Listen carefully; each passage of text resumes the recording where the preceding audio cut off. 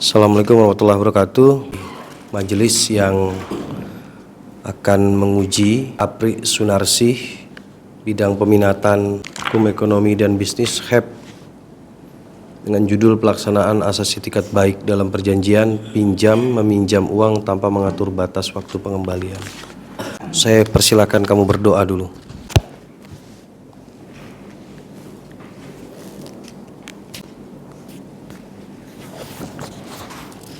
Diuji atau ditanya-tanya oleh saya dengan Jen, dengan juga pembimbing Anda juga akan mungkin memberikan klarifikasi dan bertanya.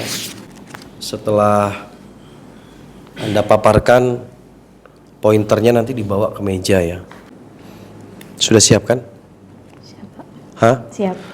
Kan hasil penelitian tesis dari saya yang berjudul pelaksanaan asas itikat baik dalam perjanjian pinjam meminjam uang tanpa mengatur batas waktu pengembalian.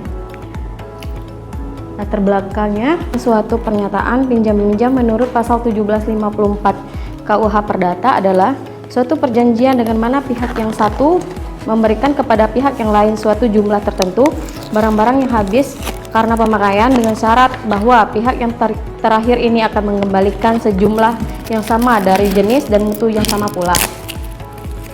Subjek dalam perjanjian pinjam meminjam uang adalah pemberi pinjaman kripto dengan pemberi pinjaman.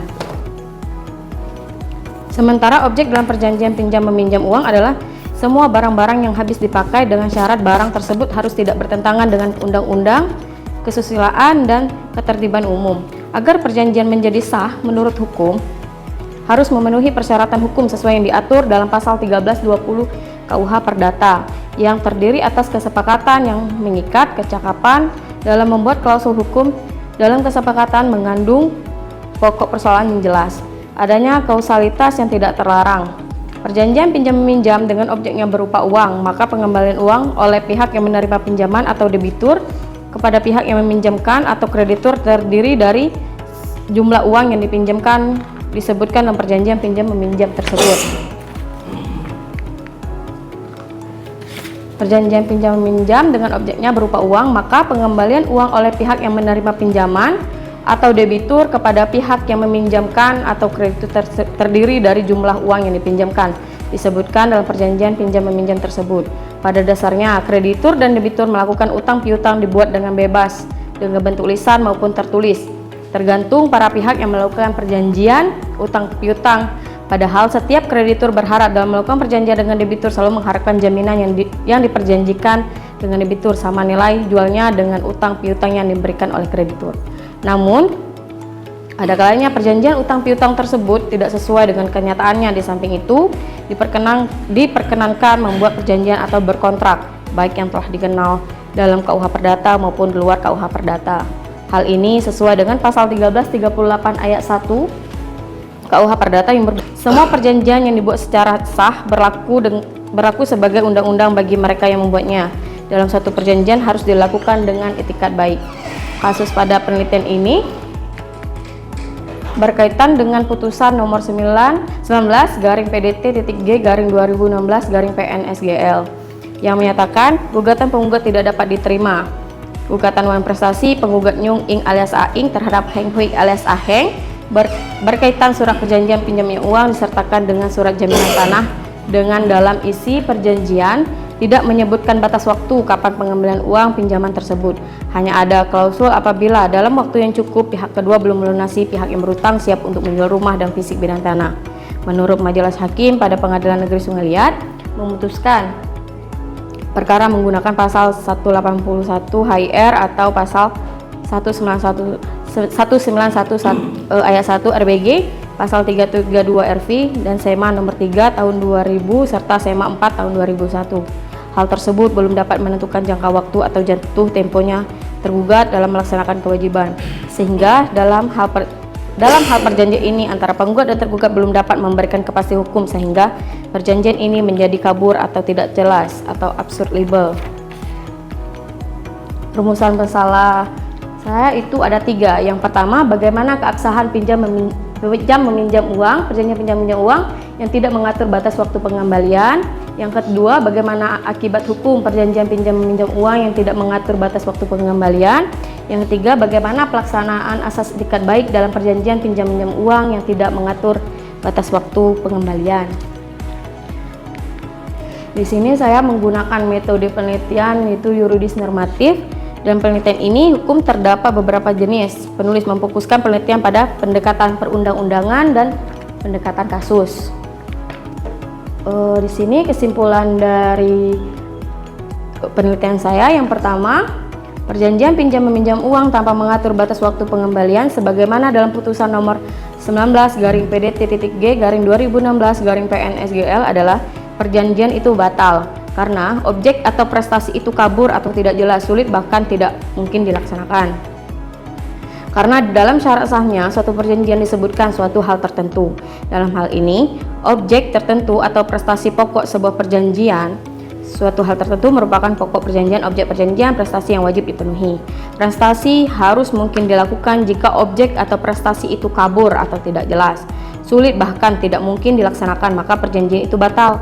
Mengenai syarat suatu hal tertentu berkenaan dengan pokok perikatan yang justru menjadi isi daripada perjanjian, maka suatu perjanjian harus mempunyai pokok atau objek barang yang paling sedikit ditentukan jenisnya, sedangkan mengenai jumlahnya dapat tidak ditentukan pada waktu dibuat perjanjian asalkan nanti dapat dihitung atau ditentukan jumlahnya. Suatu perjanjian seharusnya memang berisi objek yang tertentu agar dapat dilaksanakan, tetapi apabila sampai tidak dapat sama sekali ditentukan objeknya, maka perjanjian itu menjadi tidak sah atau batal. Yang kedua, akibat hukum dari perjanjian pinjam meminjam uang tanpa mengatur batas waktu pengembalian pada sebagaimana dalam putusan nomor 19-PDT-G/2016-PNSGL dalam pihak tergugat telah melakukan uang prestasi. Dalam pasal 1234 dalam KUH Perdata menyebutkan bahwa penggantian biaya kerugian dan bunga karena tidak dipenuhinya suatu perikatan mulai diwajibkan bila debitur walaupun lalainya dinyatakan lalai, tetapi lalai untuk memenuhi perikatan itu, atau jika sesuatu yang harus diberikan atau dilakukannya hanya dapat diberikan atau dilakukannya dalam waktu yang melampaui waktu yang telah ditentukan. Yang ketiga, secara sederhana, dengan etikat baik dalam suatu perjanjian merupakan suatu perjanjian hendaklah dilaksanakan dengan jujur dan bersih, sehingga pelaksanaannya nanti tercermin kepastian hukum dan rasa adil bagi para pihak yang terikat dalam perjanjian tersebut. Penerapan asas etikat baik pada putusan Pengadilan Negeri Sungai Liat nomor 19-PDT-G/2016-PNSGL dapat dilihat dari perbuatan penggugat dan tergugat. Tergugat dalam hal ini dapat dikategorikan sebagai pihak yang beretikat tidak baik sehingga tidak wajib dilindungi secara hukum. Jika tergugat tetap dilindungi, maka akan menjadi presiden buruk, padahal tergugat telah mendapat dana dari penggugat dengan dana pinjaman murni. Dikatakan tidak mengindahkan etikat baik karena pada saat tergugat tidak mampu lagi melakukan pembayaran dan adanya tagihan dari penggugat mengajukan gugatan ke Pengadilan Negeri Sungai Liat. Semua kontrak harus ditafsirkan sesuai dengan etikat baik. Etikat baik sebagai asas hukum artinya kontrak harus ditafsirkan secara patut dan wajar. Konsekuensi hukumnya, penafsiran kontrak tidak hanya didasarkan pada apa yang secara tegas diatur dalam kontrak, melainkan harus memperhatikan etikat baik. Dalam hal ini, hakim mengkritisi asas hukum etikat baik dalam bentuk putusan hakim. Berdasarkan pemahaman ini, maka dapat disimpulkan bahwa asas etikat baik bukan merupakan sumber hukum, tetapi merupakan sumber dari aturan hukum. Terima kasih, sekian presentasi dari saya. Siap, terima kasih Pak Ketua. Apri, sehat? Alhamdulillah Bu. Alhamdulillah. Kenapa pilih judul ini, Bri? Karena mau menganalisis asas etikat baik di dalam perjanjian pinjam uang tanpa mengatur batas waktu, Bu. Ada kasusnya? Ada, Bu. Kasusnya tentang apa? Coba ceritakan kasusnya. Jadi tergugat ini meminjam uang kepada penggugat.